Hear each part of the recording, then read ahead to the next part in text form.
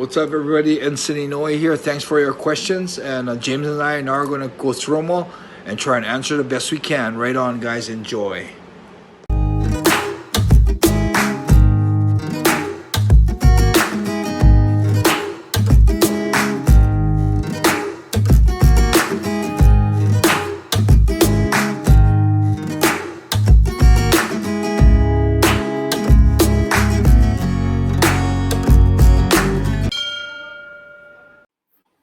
What's up, everybody, and welcome back to the Yamatodamashii podcast. My name is James, and today we're doing a question and answer session with the man himself, Enson Inoue. Enson, first question from me. How are you doing today? Oh, that's a tough one. Yeah, I'm good, man. I'm getting ready to leave for San Diego, so just doing last-minute cleanups, cleaning up the pond, all this stuff that I'm going to be away for a whole month. So yeah, there's a lot going into it. And how's the koi? You had the new koi as well. They're good? Good. Oh, yeah. Very good, man. Yeah. Awesome. Great. Okay, so there's been loads of questions coming in on all your different social media platforms, everything from Instagram, Facebook, Twitter. If you're not following Enson on those, make sure you are. So we're going to run through some of these questions. And the first question we're going to start with comes in from someone called Guy Smalley. And Guy has asked, when was your last street fight? Oh, Guy Smalley. By the way, Guy Smalley. If you guys have his Instagram or Facebook, he's actually a cartoonist. Yeah, I did so see he that. draws like the cartoons of all the fighters. He actually did one of mine and one of Sarah too. Yeah, super good cartoonist. But my last street fight, oh Jesus. Damn, I should actually thought the questions over before I answer them. Because this is so you guys are getting it pretty raw. I didn't prepare any answers. So my last street fight would have had to be, holy shit. I don't really get into much street fights besides when I was in Hawaii. And especially being in Japan, it's a real peaceful country. Mm-hmm. So I don't get into street fights here either. So damn, my last one would have had to be in Kyoto at a club in Kyoto.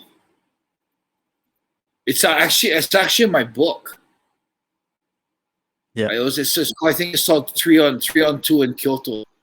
So me and one of my students, Zuzu, we were in a club and a guy came up and started kind of being real disrespectful to Zuzu.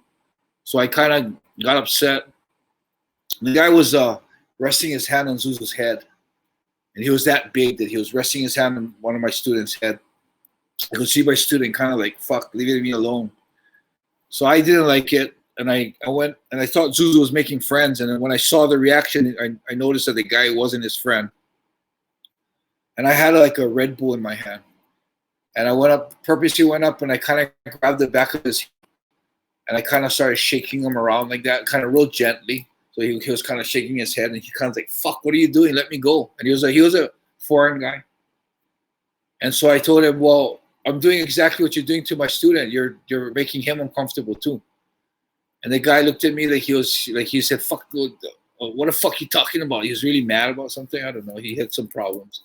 So I just dumped my Red Bull on his head.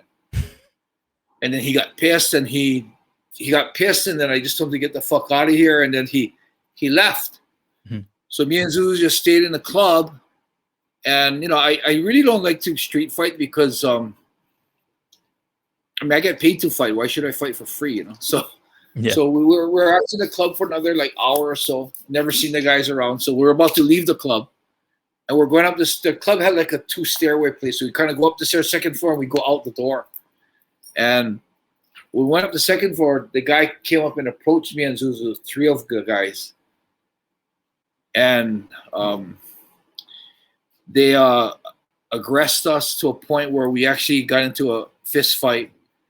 And I had 2 guys on me. Zuzu had 1 guy on me. And I guess, sparring with other pros, you don't realize how susceptible normal people are. Mm. So I don't know if you could actually call this a street fight because it was pretty much a one-sided thing because I remember the biggest guy in front of me and I hit him. He dropped like a video game. And I turned to the little smaller guy and I hit him. He dropped like a video game. And then I was like, oh, 2 guys are on the ground. So I'm like, look at Zuzu. And Zuzu's wrestling with the other guy down by the stairs. So I'm holy shit. So I'm like, and then I realized I turned my back on the two guys. So I turn around and they're still on the ground. So I'm like, oh shit, we got to get out of here. So I went to get Zuzu. His guy, when I went to grab Zuzu to tell him stop, his guy got up and ran out the door. And then I grabbed Zuzu and said, we better leave. We don't want any trouble here. So we're about to leave. We're leaving. And then it was crazy because it was pretty much a matter of like Zuzu, when I was pulling him out, he dropped his phone. So we had to like look for his phone. So it took about a minute. So the crazy thing is when we got out to the top of the club and we were leaving the club, as we were walking away from the club, we saw that guy running with like 3 or 4 police officers coming into the club. So that guy ran for the police. Crazy how these guys start the trouble and then they run for the police for help. Yeah. So, and then we got out. We just got out, and I knew the owner of the club. I called him and asked him what's happening. He said, "Don't worry, no one's saying your name, so you're good." Yeah. So answer that question. That must have been like about 18 to 20 years ago, I think it was. Yeah. That's good. You probably So a long time ago, man. Yeah. So the next question that came in from Ian 14, who was curious if you've ever been to Taiwan. No, actually, I've been to China. I've been to Macau. I've been to a lot of places in that area, but I've never been to Taiwan. Taiwan, also another place that makes things really cheap, like China does. Mm-hmm. And there's this thread that I use to string the bracelets with, and it's made in Taiwan. So I actually do want to go to Taiwan, but never been there yet. Yeah. Lisa Riddle on Instagram asks, will you be going on Joe Rogan again? I actually went on Joe Rogan twice. It was, I think it was before he got really huge. And he would always tell me, Enson, when you're in town in LA, give me a call. I'll put you on my show. So there were 2 times that I actually went into town and I called Joe. And he just told me to come to his studio. And I went to the studio and I went on twice, yeah. And I didn't realize the platform that Joe Rogan had, because he wasn't as huge as he is now, like on Spotify and everything, but he was already pretty big. But man, after I went on his podcast, there were so much people that, I mean, for years later, would always mention, I saw you on the Joe Rogan podcast. So I've also, there's a lot of stuff happening in my life, so exciting stuff. And I always tell Joe, every time I'm in town, I mean, he always gave it an open invitation. So I think he's in Texas now, but when he was in LA, every time I was in LA, I would call him. But, that guy is so busy that there were some times when I would message him and say, hey, Joe, I'm in town. Let me know if you have any openings. And he would message me like a couple weeks later. Shit, dude, sorry, I just saw your message. Sometimes I never got messages from him back because he's that busy. Yeah. So to answer the question, I mean, if Joe called me tomorrow and said, Enson, I want you on my podcast, I would make it a point to fly out to Texas to be on his podcast. But I think, he's super busy and he probably has millions of people that wants to be on his podcast. So, I mean, I would love to be on it next week if I could. If Joe wants me on the podcast, if he lets me know, he reaches out to me. I have his number. He has my number. And he reaches out to me, then I'll make it happen ASAP, man. I'd love to be on his podcast. I love Joe. I love his the stuff material he puts out. And, there's a lot of eyes on his podcast. That'd be good for me to go on. Yeah. I think last time you guys did it, it's just cool because it's just you guys just hanging out, shooting the shit. It's like the last time the last time, it was the first or last time I went on. I was actually just stopping in LA for like, I think it was 22 hours. And Chuck Liddell's a personal friend, so I actually messaged Chuck. He said I can stay at his house, so he actually came in. Chuck picked me up at the airport. He knew where Joe Rogan's studio was, so he drove me. Him and his wife drove me to Joe Rogan's podcast. We started the podcast with Chuck actually a part of it, so it was the 3 of us. And it started going so long that the wife wanted to leave. So Chuck had to the boss wanted to leave, so Chuck was like, I gotta go. So Chuck had to leave early, and Joe just said he'll drive me to Chuck's after we're done. So yeah, that was kind of cool. Like three friends just shooting the shit. Yeah, exactly, right. Because a lot of times people are sort of like desperate to get on it to like promote something, but you guys obviously were just Yeah, there, yeah, just catching up, just like talking about it. He had Don Fry on recently, so maybe makes sense to keep going with that theme of MMA legends. So yeah. Maybe, man. I'd yeah. love to. Joe, if you see this, Joe, hit me up. So Russell Johnson actually wrote in with a cool question. He said, "Who is your most influential author, and is there anything that you're currently reading right now?" My most influential author is myself, and I recommend Live as a Man, Die as a Man, Become a Man. Yeah, actually, that's bad. I don't read. I think my last time I read was Jack London.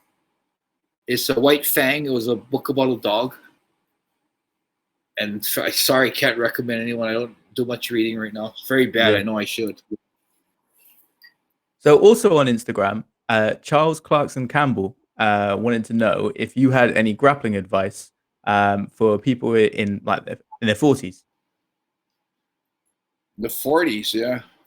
Well, I think whether you're in the 40s or your 20s or your 50s, I think my biggest grappling advice to anyone that wants to get good at grappling is one, a lot of time on the mat. Mat time is super important. And the second thing that's super important that's really hard to do is try to abandon your power. So when you start muscling out of moves or muscling into positions, try to release the power and try to use technique. So it's hard because the instinctive thing for a person is to use power. Mm-hmm. So whenever you're in trouble, whenever someone's about to pass your guard, or whenever someone's about to get out of your mount, you always resort to power, which is okay. But to improve your technique, you need to abandon your power. So, sometimes even till today, even for when I spar, I always have to run that through my head. I'll catch myself powering out of shit or stopping the pass, and I have to tell myself abandon power. So I think that's the two big advice I can give for anyone grappling, whether you're 40 or 20 or 50. Yeah, is abandon your power and try and get as much mat time as you can. Mat time is super important. The more time you get on the mat, the more familiar you get with the ground movements. great. Oliver Papas, I hope I've said that right, is curious to know if there's any news on your second book and possibly when it might be released. Yeah, second book is in the editing stages right now. It's got one more. So I'm not using any professional editor because I don't like how they try to change the words or change the way I speak. So if you guys anyone who read the book, well, pretty much almost like I'm talking to you.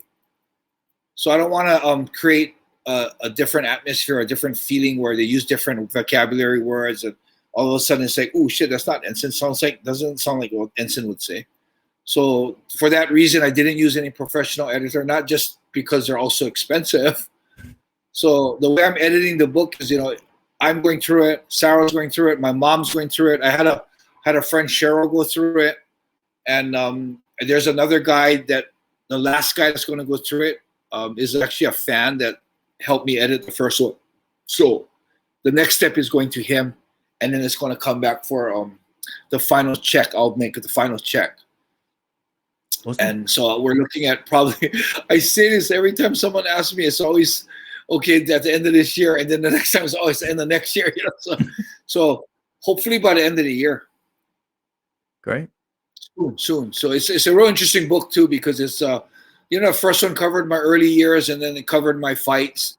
Mm-hmm. This one's covering a lot more, prison term, pilgrimage, a lot of the stuff that are aside from fighting. And then, of course, there's a lot of episodes, like Yakuza episodes, Street Fight episodes that I actually forgot about that I didn't put in book one, and I boom threw it in book two. So pretty interesting read. Yeah, can't wait to read it. Primo on Instagram, he's got a couple of questions for you. The first one is if you had any sort of what your experiences were with Sakuraba. Okay, Sakuraba, I met him when I first went to spar at the UWF gym, because in Shuto gym I didn't have much big people to spar with. So I reached out to Kanehara that was part of the UWF team, and had Kanehara, Takayama, the infamous fight with Don Fry. Takayama had Kakihara, had Matsui. If you guys watch Pride, Matsui was one of them freaking never die guys, and had Sakuraba. So my interaction with Sakuraba, he was always super polite. Of course, he was like my kohai, which is like my lower, like my younger brother. So he was always polite, super polite guy. When we went sparring with him, I remember his wrestling was super good. It was hard to stay on top of him. But I remember when I got him to the ground and he was in my guard, he didn't understand sweeps and arm bars. So I kind of had my way with that. But he learns really fast, got really good real fast. And as a fighter, man, he's like totally relaxed. He's totally very natural, picks up things really fast. As a person, he's like the nicest guy you can meet, except when he gets drunk. He has a big character change when he gets drunk. He starts picking fights, and so it's a real amazing. You would never even, like, if you met Sakuraba sober, he's like a totally different guy when he's drunk. Yeah, some people can be like that. It's crazy. Jekyll and Hyde, right? Yep, unreal. Huh? The other questions that Primo asks, he did ask one about transition from living in Hawaii to Japan, but I'd almost say check out some of the earlier episodes of the podcast that we've done, where we talked about your early days, because that is quite a big feature on when you moved over from Hawaii to Japan. But he is also curious what some of your favorite foods are. I love beef, man. I'm trying to move for a more plant-based diet. Also for my cholesterol. Also, I mean, I've seen a show called Earthlings, and it's not necessarily on the killing of the animals, but it's more on the life the animals have to live to provide food for us. And just when you see how the cows are treated and how they have to live because we want to eat beef, it was kind of hard to watch. Mm-hmm. So if you ask me my favorite food, it is beef. I'm slowly trying to transition to a more plant-based diet, just for my health also. But beef would be right now, and if anything, I love my sweets, man. I love chocolates. I love custard. I love whipped cream stuff, ice cream, man. I mean, if anything, I have to pick a favorite food, it's freaking desserts, man. A whole category. It's like a whole category of food. That could be a food. Yeah. No, I know what you mean about beef. It's hard to give up the yakiniku, right? In Japan, especially, the beef over there. Shabu is my best meal. Yeah. Because they cut the meat super thin, mm-hmm. And it's put in water, boiling water, and the meat just melts in your mouth. And oh god, yeah, shabu shabu, man. When you come to Japan, Tim, I'll take you to shabu shabu. Let's do it, definitely. All right. Don't get it over here in the UK. If you do it's rare. Even if you did, it's not going to be the same type of meat. Like they have shabu shabu in Hawaii, but it's not. I mean, I always tell people that's not shabu shabu, man. You guys gotta come to Japan and have shabu shabu. Yeah, that's the one thing about Japanese food. It's like, seems wherever you go in the world, it's never the same as it is in Japan. Like England, we've got quite a lot of Japanese restaurants. But sushi in California, like there's a lot different. Yeah, everything. It just seems that even the rice, it tastes completely different. Over there. The rice. Yeah. So, J.K. Wretch asked a question, and I've always been curious about this one as well. Was there anything you wish you could have done differently in your career? Yes. I wish I paid more attention to my injuries and didn't rush back on the mat. Like, the doctor tells me stay out for a month. I stay out for like 2 weeks and get back on the mat early. There's actually times when I broke this knuckle, the doctor casted my hands, and as this, is casted all the way up to here, so I couldn't even close my hand because my whole hand was kind of casted in.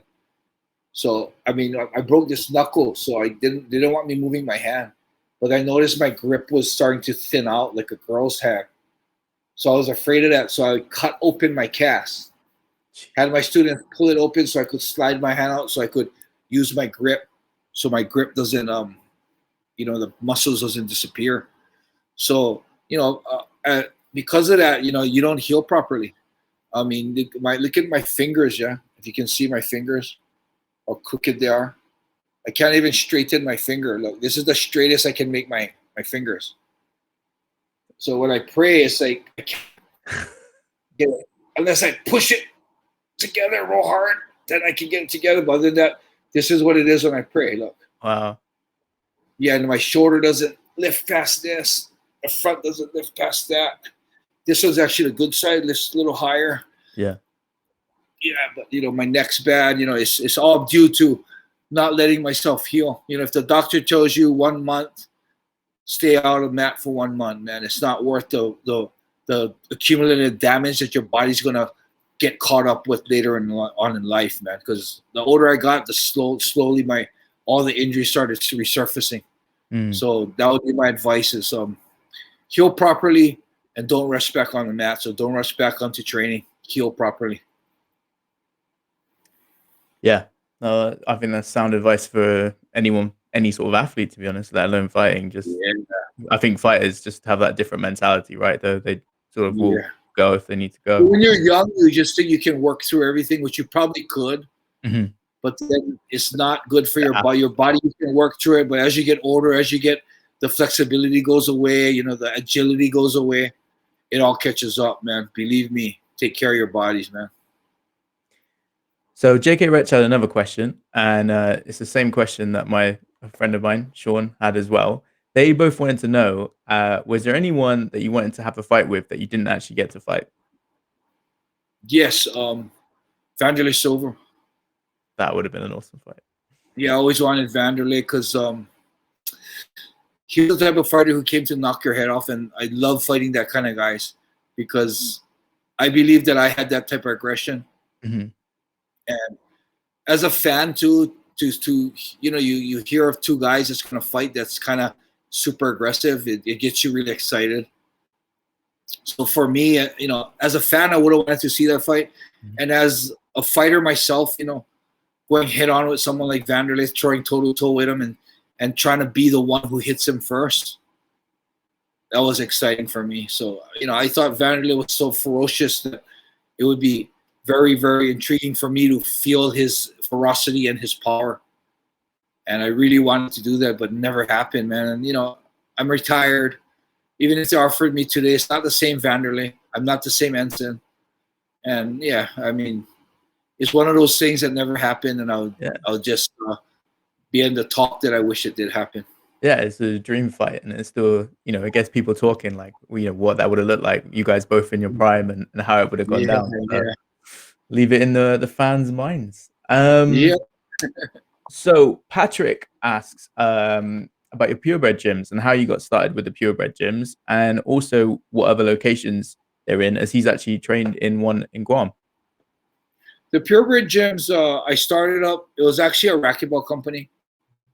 And when one of the Shuto guys asked me to take over a Shuto gym, to legally take it over, I had to register it with a company. And instead of starting the whole process over and re-registering the gym, I just put it under my racquetball company. And that's the reason why it's called Purebred. I had a lot of people approach me to open up purebred gyms. I opened one in Osaka, opened one in Kyoto. I had some students that I trained with in Guam, and we had a bunch of 3 different gyms in Guam. There's also a purebred in Saipan. And, some people, they say, I'm actually the founder, but I'm not really the owner because I don't take any money from the gyms. I don't get paid a royalty. I just, I make sure that I just gave those people that run it, like Cookie Alvarez in Guam. Steve Roberto was doing it Cookie Alvarez in Saipan. Steve Roberto in Guam. I had another guy, Melker Manibusen, was running one in Guam for me. Jesse Titano. So all these gyms are, they're still running. Melker Manibusen, he changed it to Spike 22. I had a little bit of loyalty issues with him, so I let him go his own way. So he's on his own. He's not a purebred gym anymore. The gym that was run by Steve Roberto, he's actually the owner. He's the one who carried the torch all the way for 20-something years. So I feel so comfortable enough saying that I'm the owner, but when you really logistically look at it, I'm just a founder. Yeah. And these guys are carrying the torch for me. So Saipan, Guam. There's the one in Osaka. I closed down because I had loyalty issues with that guy too. Kyoto actually closed down because of the fighting actually died down. So the guy who opened it up for me, was kind of needing to use the spot for something else. So as the times change, things change. I also have more offers now. It talks about opening a purebred in different places now. We're in talks about that. So it's a good franchise. And when I open purebred, of course, I let people run it, but I don't just let anyone run it. I make sure those guys have I know that they're straight up guys. They're good guys. They're, so I do have like a part in it because I'm actually giving those guys my blessings. Mm-hmm. But yeah, so purebred gyms is still alive and well, doing good. I still have the one in Japan here that I go to a lot. That's run by one of my students, Ikeda. So yeah, purebred gyms started off as a racquetball company. Yeah, it's great to hear the legacy of it, and it's funny to hear how it started. Annie on Facebook has asked, despite COVID, do you still plan to continue your humanitarian missions with orphans? Yes. It's changed though, because I used to go up every 4 months. And so what I'm doing with the orphans, what I've been doing for the last actually 7-8 years now, I've been bringing them presents for their birthdays. So every year I was changing it, like a Hawaii branded backpacks, and then I sent T-shirts, and then I made them one year I did like a leather keychains with their names engraved in it, and then we did like shoes, and then it was getting hard because we already give them bags, so we give them this year. We already give them this, we give them shirts, we already give, so I was thinking, what am I gonna do? And then I realized that as a child, in a year you outgrow a shoe. Yeah. You got one new shoe for the year, you're either gonna worn it out or you're gonna outgrow it. So I talked to the principal of the school, and I said, I'm thinking of actually just giving them shoes every year. And he was like super stoked, like, whoa, that would be so helpful. So that's what we're doing. What we used to do was every 4 months we used to go up, and the first time I go up in April, all the kids that have birthdays from January to April, we bring them shoes. We get the list from the school. So we get the list of each child that has a birthday in January. Each child has a birthday in February. They give us their shoe size. They give us if they're male or female, and they give us what color they want shoes. So we actually get them the color of shoes that they want also. And when we do that, it's not like the bargain. We don't go to the bargain table and buy all cheap ass shoes. We buy the shoes that are popular, that probably if they went to a shoe store, they would pick themselves. So with COVID, the only unfortunate thing with COVID right now, there's like this little thing that they don't want to allow visitors outside of their prefecture. So they're in Fukushima, I'm in Saitama. So for me to go up to, I'm going to cross over into a different prefecture. So, they're kids, there's older teachers. So they, last year they called us and said, man, we're really sorry, but because of the COVID restrictions, we can't have any visitors. So it was a bummer. And I think they thought that we weren't going to get them shoes for them. So I asked the lady actually before they told me that we cannot come up, I already had a whole list of shoes, their shoes for the whole year from January to December. And I was actually going to bring it up to the school. And then they called me and said, sorry, we can't have anyone come to the school. So I was like, oh, bummer shit. So I think they thought that the whole mission was called off. But me and Sarah actually went there and bought, 48 pairs of shoes. I mean, if you look at my Instagram or my Facebook, we have a little video on it, kind of like a fast-forwarded video that you can watch. But we got all the shoes. We had it in I think it was 5 big, huge boxes, because we keep them in the shoe box because it's kind of cool for the kids to get them like that. And we just sent them up to the orphanage. That's The awesome. crazy thing is we just sent it up on a random date at the end of the year. And the amazing thing is one of the teachers actually messaged me and said that the shoes got to them on Christmas Day. That's wicked. Yeah, how perfect is that? Yeah, so Yeah.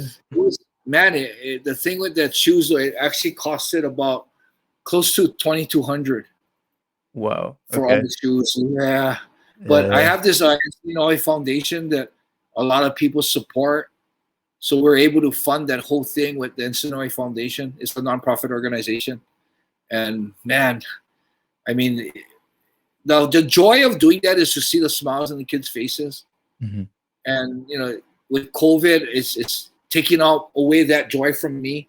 But I'm not going to stop the mission. So this year again, we can't go up there.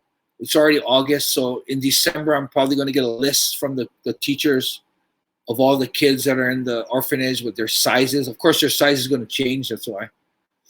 And me and Sarah are going to probably go down to the shoe store and do that huge buy again, man. Yeah. Yeah. No, you have to Yep. So plug it. it continues. Yeah. COVID, no COVID, man. The mission continues. Kids gonna still need shoes, so we're still gonna do it.